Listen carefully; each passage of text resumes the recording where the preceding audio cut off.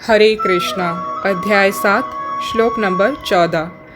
दैवी हि एष गुणमायी मम माया दुरत्यया माम एव ये प्रपद्यन्ते मायाम एतां तरन्ति ते। इसका अर्थ, प्रकृति के 3 गुणों वाली इस मेरी दैवी शक्ति को पार कर पाना कठिन है, किंतु जो मेरे शरणागत हो जाते हैं वे सरलता से इसे पार कर जाते हैं। इसका तात्पर्य, भगवान की शक्तियाँ अनंत है और ये सारी शक्तियाँ दैवी है। यद्यपि जीवात्माएं उनकी शक्तियों के अंश हैं, अतः दैवी है, किंतु भौतिक शक्ति के संपर्क में रहने से उसकी पराशक्ति आच्छादित रहती है। इस प्रकार भौतिक शक्ति से आच्छादित होने के कारण मनुष्य उसके प्रभाव का अतिक्रमण नहीं कर पाता। जैसा कि पहले कहा जा चुका है, परा तथा अपरा शक्तियाँ भगवान से उद्भूत होने के कारण नित्य है। जीव भगवान की पराशक्ति से संबंधित होते हैं, किंतु अपरा शक्ति अर्थात पदार्थ के द्वारा दूषित होने से उनका मोह भी नित्य होता है। अतः बद्ध जीव नित्य बद्ध है। कोई भी उसके बद्ध होने की तिथि को नहीं बता सकता। फलस्वरूप प्रकृति के चंगुल से उसका छूट पाना अत्यंत कठिन है, भले ही प्रकृति अपरा शक्ति क्यों न हो, क्योंकि भौतिक शक्ति परमेच्छा द्वारा संचालित होती है, जिसे लांघ पाना जीव के लिए कठिन है। यहाँ पर अपरा भौतिक प्रकृति को दैवी प्रकृति कहा गया है, क्योंकि इसका संबंध दैवी है तथा इसका चालन दैवी इच्छा से होता है। दैवी इच्छा से संचालित होने के कारण भौतिक प्रकृति अपरा होते हुए भी दृश्य जगत के निर्माण तथा विनाश में महत्वपूर्ण भूमिका निभाती है। वेदों में इसकी पुष्टि इस प्रकार हुई है, मायां तु प्रकृतिं विद्यान् मयिनां तु महेश्वरम्।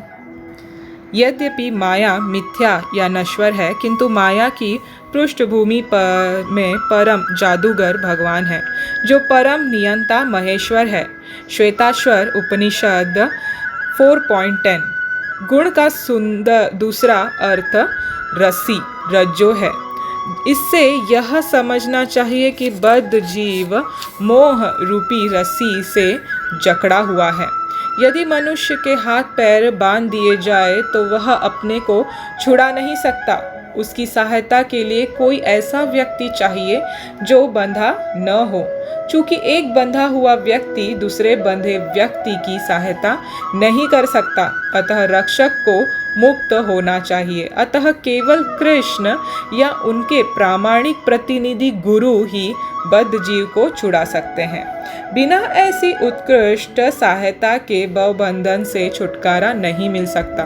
भक्ति या कृष्ण भावनामृत इस प्रकार के छुटकारे में सहायक हो सकता है। कृष्ण माया के अधीश्वर होने के नाते इस दुर्लभ शक्ति को आदेश दे सकते हैं कि बद्ध जीव को छोड़ दे। वे शरणागत जीव पर अहेतु की कृपा तथा वात्सल्यवश ही जीव को मुक्त किए जाने का आदेश देते हैं, क्योंकि जीव मूलतः भगवान का प्रिय पुत्र है। अतः निष्ठुर माया के बंधन से मुक्त होने का एकमात्र साधन है भगवान के चरण कमलों की शरण ग्रहण करना। मामेव पद भी अत्यंत सार्थक है।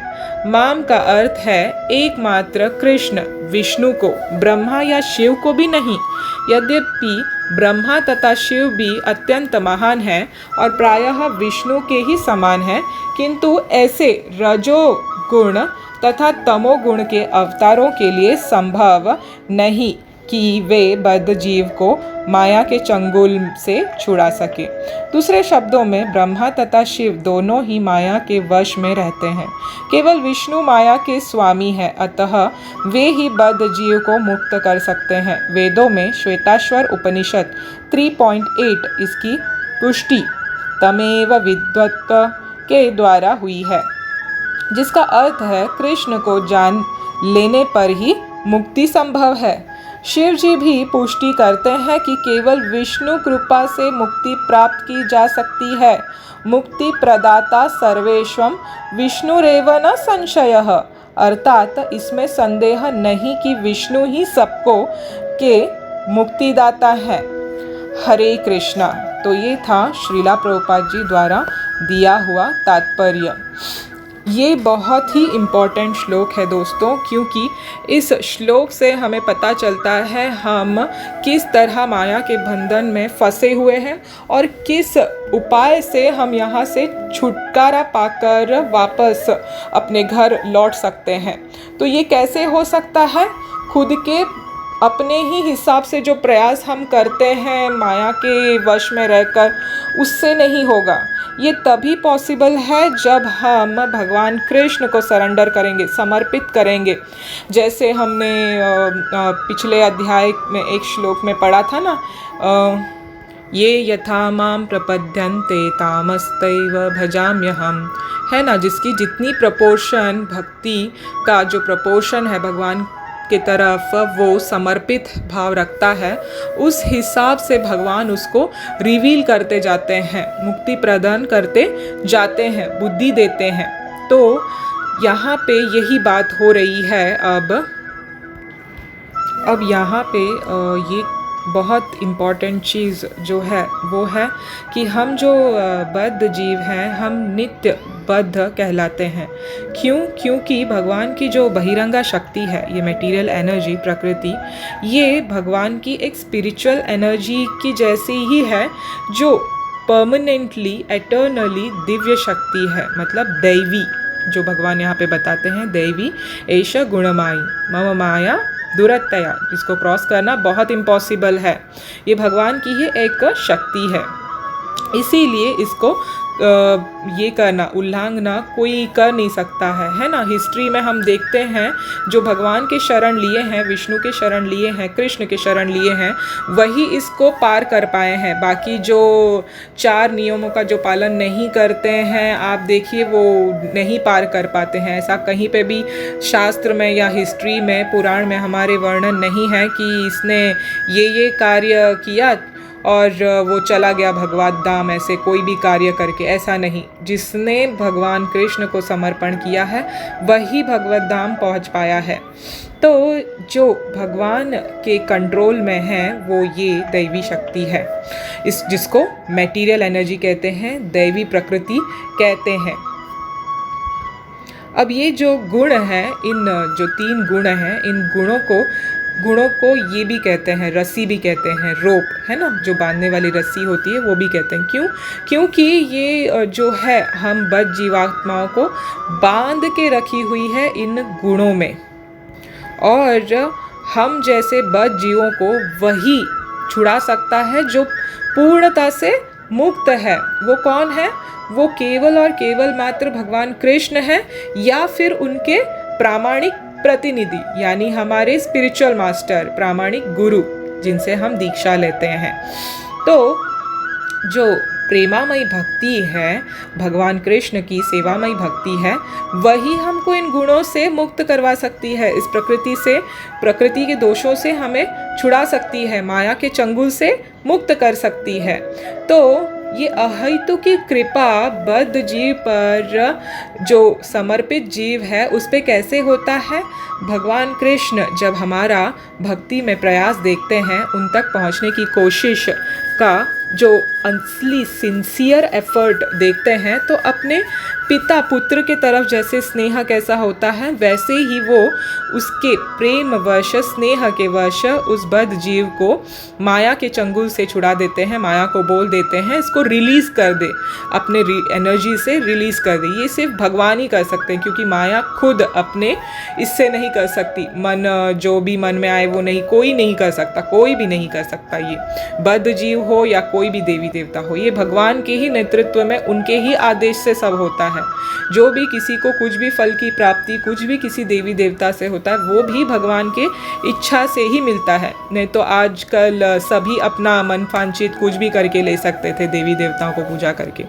तो फिर यहाँ पे यही बोलते हैं माम एव, ये जो वर्ड है ये बहुत इम्पॉर्टेंट है। इसका मतलब है मुझे, निश्चय ही, मतलब जो भगवान कृष्ण को समर्पित करता है वो निश्चय ही इस दैवी, इससे शक्ति से भगवान के मुक्त हो सकता है और भगवान के आध्यात्मिक शक्ति की तरफ जा सकता है। जो हम परसों इसके बारे में बात कर रहे थे ना, योग माया और महामाया, जो इस भौतिक संसार को कंट्रोल कर रही है वो है महामाया, भगवान की बहिरंगा शक्ति।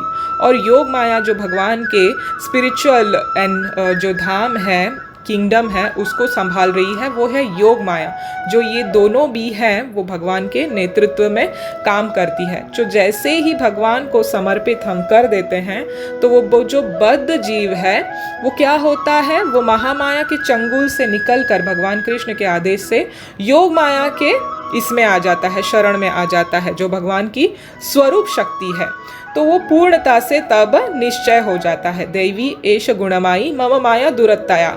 मतलब ये डिफिकल्ट जो है लांघना इस भौतिक संसार को, वो टोटली इजी बन जाता है। कैसे? One and one, only one solution, क्या? भगवान कृष्ण को समर्पण करना।